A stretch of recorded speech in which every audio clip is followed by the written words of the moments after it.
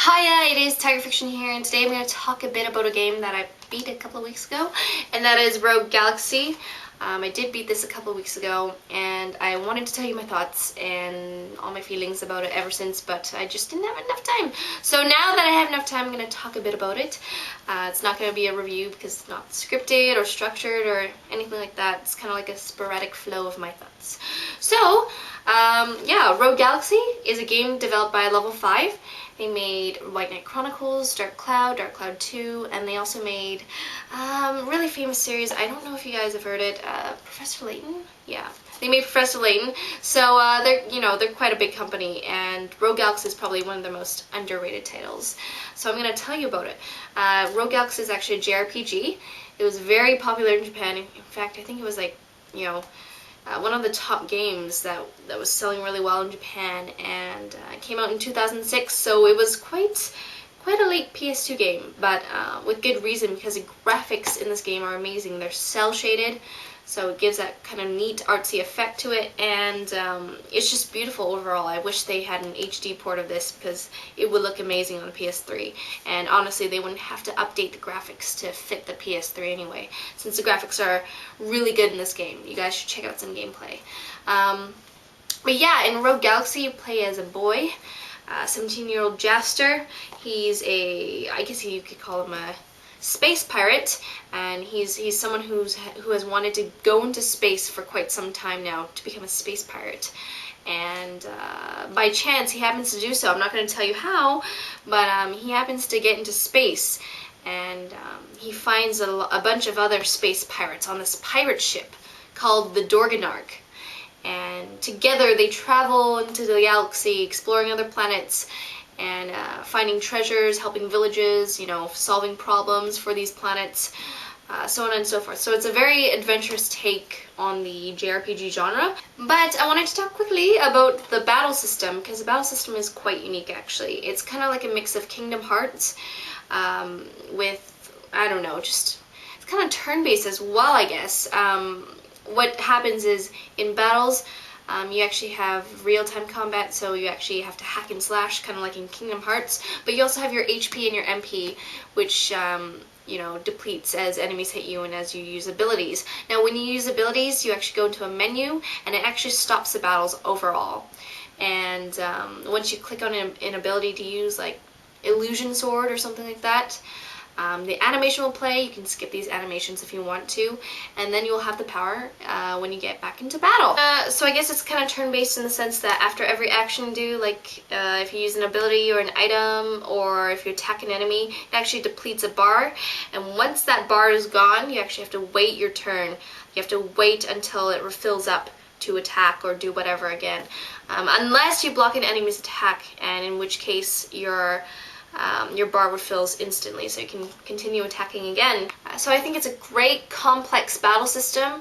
However, I think it does get repetitive towards the end of dungeons, because many of the monsters are quite similar. They're repetitive, just different color palettes. They have similar features, so it's like, it's not really, I guess it kind of does get redundant after a while, but besides that, it's got a really intuitive battle system, I think, that is really nice to have in a JRPG, because usually JRPGs have, turn-based battle systems, which can be a little tedious at times, I have to admit. Now, another interesting thing about the battle system is that you actually use only one character at a time. However, you can play every single character in your party, which is really awesome, because each character has a different kind of power / skill set / weapons. They have different abilities, so it's really unique, and if you get bored with one character, you can actually switch it up on the go. So it's actually really fun to play all 8 characters in one single battle. It's just fast and easy, and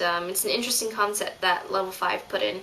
Another cool thing about the battles is that the weapons are actually cosmetic. So when you equip a weapon or something, it actually appears in battles, and even better, it actually appears in the scenes that your character is in. So it's quite funny to see your character draped in Juraican clothing, just practically naked, during a scene in the desert, so quite the unique aspect about it too. Kind of like in Resonance of Fate, Now let's talk a bit about the soundtrack. Now, I have to be completely honest with you, there are only a couple of tunes that really stood out for me, and I don't even know who composed this, the music in this game, but it's pretty standard fare, I'd say. You know, some tunes here and there are quite catchy and quite, you know, they kind of fit into the atmosphere and mood of the game. Like in Eureka, you have like a jungle beat. In Zerard, you kind of have this bustling, urban kind of feel to it. So I guess the music does add to the environments and the battles especially, but otherwise it's not very memorable, but that's only my opinion.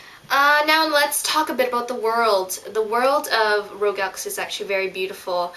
You can actually look around the world in first-person view. You can't walk or run whenever you're in this view, but you can look around at your surroundings, and it's actually very beautiful. The graphics are nice, as I've said before, and each planet has like a different kind of environment. So, for example, in the planet of Eureka, it's kind of like a jungle planet with lots of greens, lots of plants, you know, lots of wildlife, that kind of thing.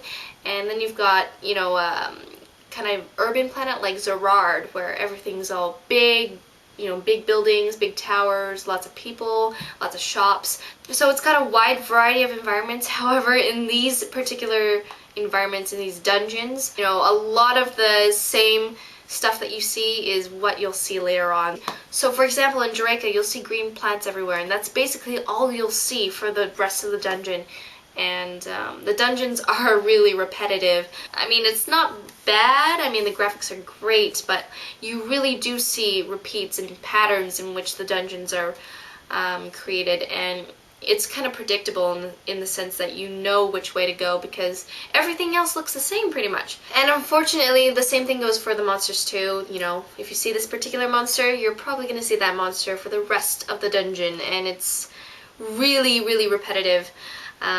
Even the environments, you know, everything is repetitive in these worlds, but you know, aside from that, all the worlds are unique from each other. So once you're finished a dungeon, be glad, because you won't be seeing that kind of environment for the rest of the game.